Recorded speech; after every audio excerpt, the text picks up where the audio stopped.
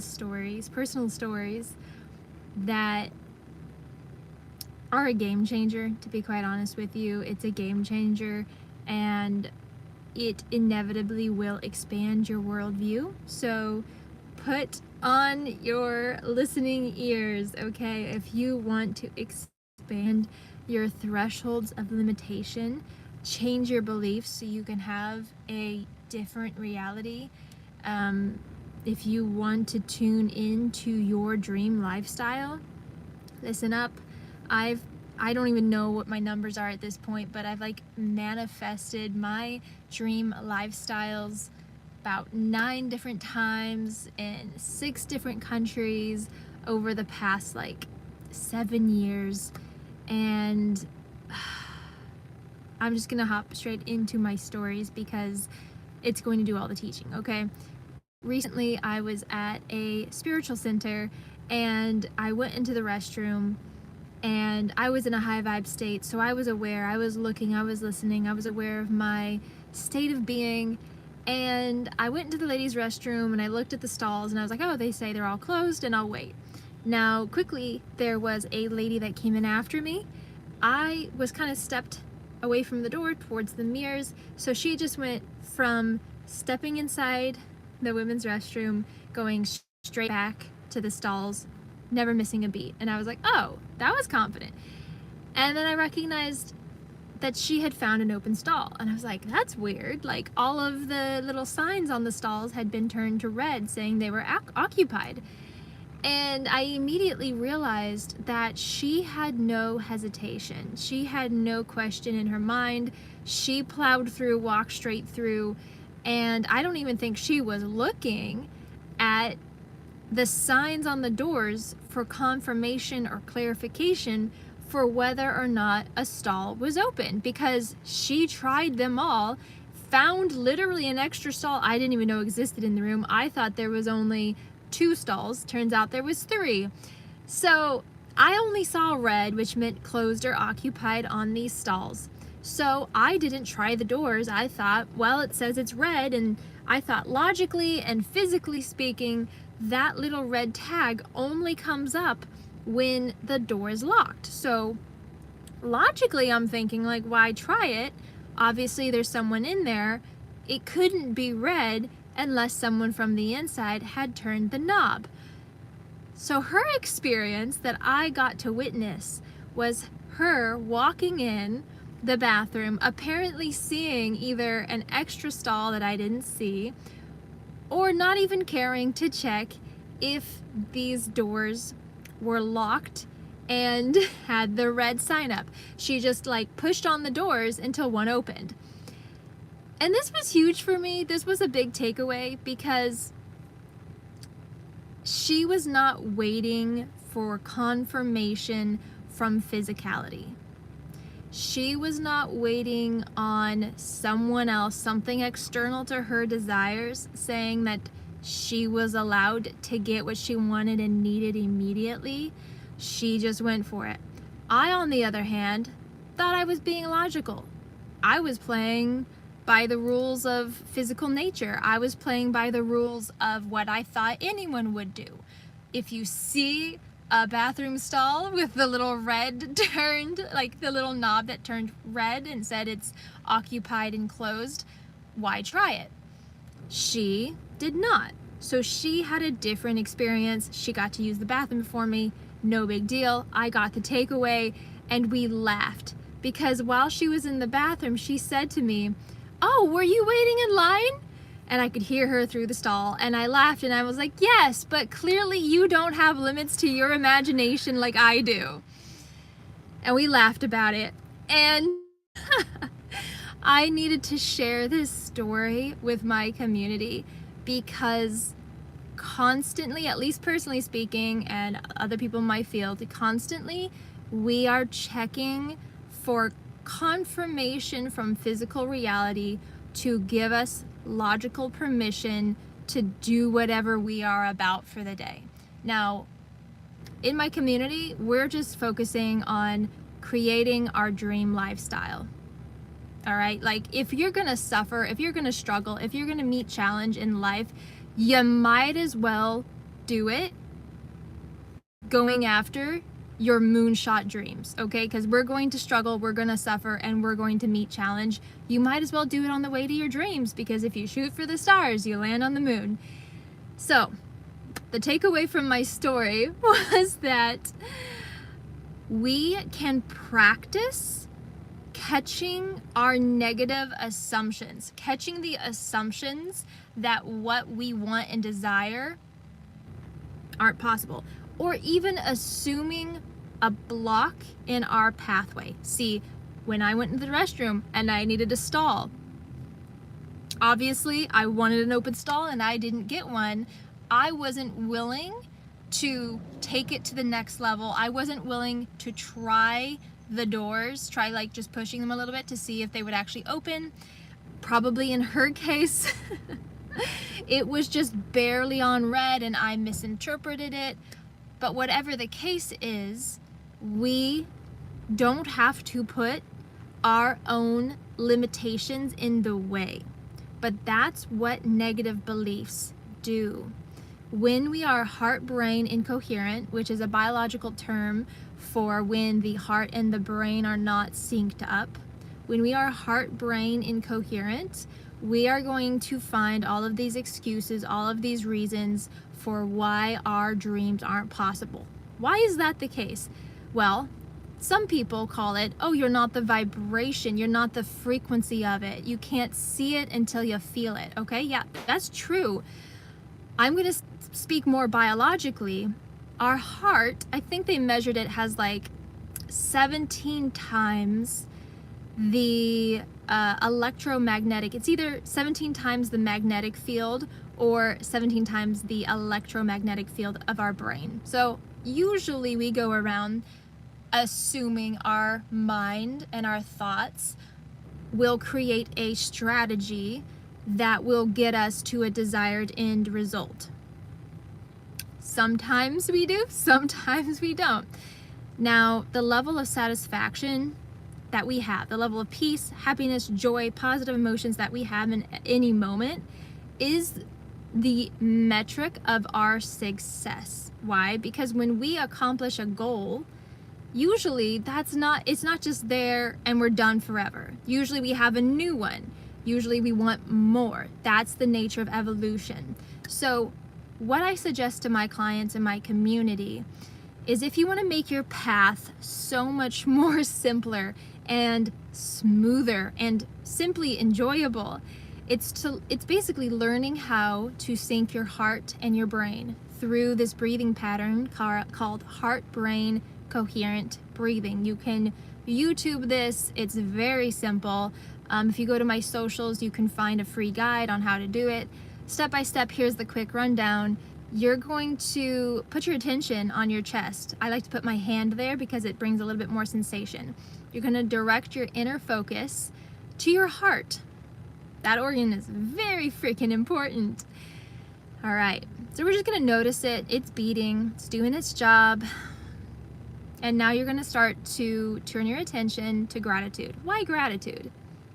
Gratitude has been studied as being perhaps the most powerful state of being to be in. Why? Because essentially it is prayer technology. It's spiritual technology. Gratitude is looking for, let's say, the perfection or wholeness in your reality. And why we feel good when we give gratitude is because this is closer to how higher intelligence operates. There is a point, there's a state of being that you can enter that's simply gratitude itself. You're not doing gratitude. You're not trying to get yourself grateful. You just are gratitude and oozing it. This is optimal, because when we're in this state, we're basically always praying in the most powerful way. I'm not going to get into prayer technology right now. We're going to get back on track with my second story. I was telling my friend today that I was mind blown because I used to think for some reason I had this vision that I wanted to paint, and I had this specific vision of like having a 6-foot tall canvas. And for some reason, I had some sort of lack belief about it being extremely expensive to buy maybe a 6 by 3 foot canvas. I don't know. I had never purchased anything near that size of a canvas. And I guess probably since a kid, I had these negative lack beliefs about art supplies costing a lot. Who knows? And so recently I got more into the vein of painting. I bought a little course, and I just went to the store, and it turns out canvas are way cheaper than what I imagined. And so I got the biggest canvas I've ever gotten, and I actually completed a painting that I absolutely love last night. And I just realized today something that I've kind of had an experience of before. I realized that what I was imagining, first off, it was an ambiguous number, what I thought like a 6 by 3 foot canvas would cost. It was an ambiguous number, but somehow I was like, oh, it's out of the world. Like I'd have to be like, you know, burning cash to like think that that was a necessary, you know, expenditure. But truly, I realized the literal cost where I live of a canvas that size is a tenth of the price of that I was imagining it to be. Literally, it's a tenth of the price. So in my mind, I was I don't know what 10 times, but like I was 10 timesing the actual cost of material that would get me into this dream goal, this bucket list goal that in my mind was only possible for people who had unlimited time, resources, patience, all of that. So the fact that I'm now on this wavelength, I'm now in this timeline that I'm allowing and indulging and stepping towards what I once thought to be a sign of unlimited access, unlimited resources is huge. And I'll tell you one thing, I used to think that the things that I wanted, I used to think I had a very expensive dream lifestyle. I used to think, wow, I want so much and it's gonna cost tens of millions. And I did not have a pathway in my mind of how that was going to happen. And along the way, especially over the last 10 years, along the way, I realized that the lifestyle I wanted didn't actually cost as much or require of me to sacrifice anywhere as much as what I assumed. Why? Because I guess I was taking the path of least resistance. I was following my passion. I follow this principle called the formula, and it's essentially acting on your highest excitement to the best of your ability without insistence on a particular outcome until you can take it no further. So this is the order of synchronicity. This is the order of the higher mind. When we get our limited mind on board with basically the frequency of our higher mind, life becomes so much more smoother because we're literally operating in the abundance frequency. So my story is to tell you that we will project something to be outside of our bounds of possibility, and we will make up stories that, oh, it's just logical that that's going to either take a long time to make or to get or to put together. It's going to be really hard. I don't have the know-how. I don't have the people. I don't have the resources, especially if we dream big. We will tell ourselves, oh, that's so far out there. And we do that when our state of being is like here. And it feels like the dreams are up here. So clearly there's a big like space for us to cross in terms of frequency. Now, as we take one step closer, the tiniest little step closer and closer and closer, we become more and more the person that has the thing, aka we become more of the identity or the frequency of the one who's experiencing this reality that we desire. And all it takes is the faith of a mustard seed, the smallest little step. Sometimes we can take big steps or make power moves and we see the huge jump. We see what we call timeline shift, timeline, I can't do it. Timeline, that's it, shifts. Where we see, oh my God, something big has happened that I never expected. Oh, we jumped timelines. Well, what you did is you actually saw yourself anew. You changed your identity. And this is actually pretty simple when you understand the universal law that everything changes. In every single moment, we are new because everything is here and now. And this is such a deep and profound law. I was going to say concept, but it's law, in my opinion. It is universal law. So when everything is here and now, we know we're not lacking anything. And it's simply a matter of using our creative liberties in the most powerful, constructive, empowering way. So to be clear, in my second story, it's always going to seem like our greatest and biggest dreams, goals, lifestyle, it's always going to seem like it is so far out in the ether. And then we cross and we minimize the boundary, basically. We cross this terrain with our minds by taking action without insisting that it has to happen a certain way, because as energy beings, purely spirit, having a physical experience, frequency is basically the language of energy. So the feeling state, our state of being, that is what is going to get us across this seeming divide. And time and time and time again, I have personally practiced this. One example is that when I was 21, my mentor told me, hey, make it a goal that in 5 years you retire. And we were doing real estate investing. We just started real estate investing. Make it a goal in 5 years you retire. And I just for fun said, okay, in 2. I have a picture of me going 2 years. I did not have any clue.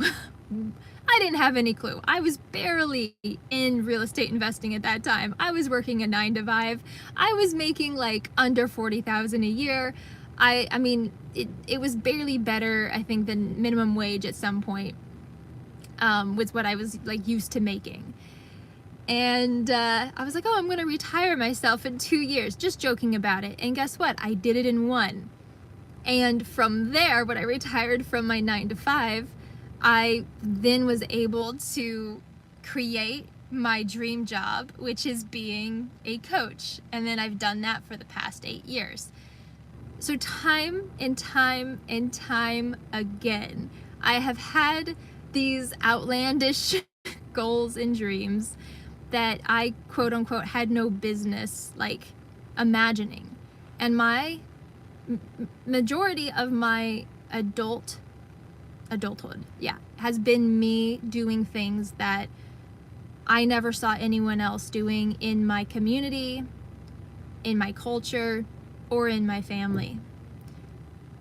So I had to double down on having the faith of a mustard seed and never having the guarantee that I was going to get anything from my efforts of just wishing. So when I say that heart-brain coherence is important, it's because when you're in that state of being, the action that you're taking becomes sort of automatic. When I'm coherent, when we are coherent, we're operating in creator mode, we're operating in flow state, okay? There isn't like that feeling of pushing a boulder up a hill. You are then inspired, which means spirit is moving your hands and feet. You're taking inspired action. And I can tell you that it can sometimes feel like the quietest whisper. It can feel like you're not getting anything. Oh, I don't have any inspiration. Get quieter. Get quieter. Stop distracting yourself. You have to get quieter. And yes, it can feel like a crucible. It can feel like sitting through the fucking fire, but you know your dreams are worth it. And I'm going to leave this live for now, but I really appreciate all of y'all's beautiful replies. And if you have any questions, be sure to leave them on the videos. I will see y'all soon.